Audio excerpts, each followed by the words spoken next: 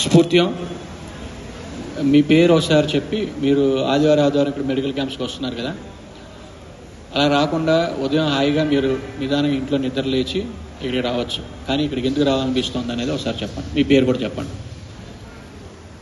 స్ఫూర్త్యం అండి. నా పేరు జితేంద్రనాథ్.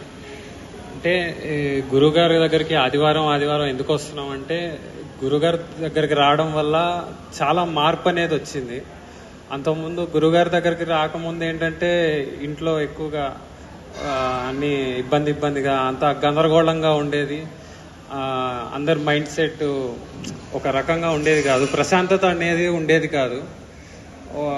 గురుగారి దగ్గరకు వచ్చినప్పుడు ఏంటంటే చాలా మార్పులు వచ్చినాయి. ఫిజికల్గానే కాదు, మెంటల్గా కూడా, ఆరోగ్యపరంగా, అన్నిటి పరంగా చాలా మార్పులు అనేవి వచ్చినాయి. ఎక్కువగా అంతకుముందు ఏంటంటే ఎక్కువగా ఫ్యూచర్ గురించి ఎక్కువగా ఆలోచన ఉండేది. ఏమవుతుంది, నెక్స్ట్ ఏం జరుగుతుంది, ఎక్కువ భయంతో ఉండేది.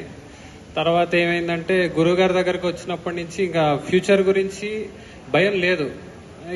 ఏమున్నా గురువుగారే చూసుకుంటాడు అనేది ధైర్యం చాలా ఎక్కువ వచ్చింది. భయం పోయింది, ధైర్యం అనేది ఎక్కువ వచ్చింది. ఇంకా చాలా ఎక్కువ ఏంటంటే ఒక టార్గెట్ లాగా ఉండేది కాదు. ఇప్పుడు ఏం జరుగుతుందో, ఏం చేయాలో ఏమి ఐడియా అనేది వచ్చేది కాదు.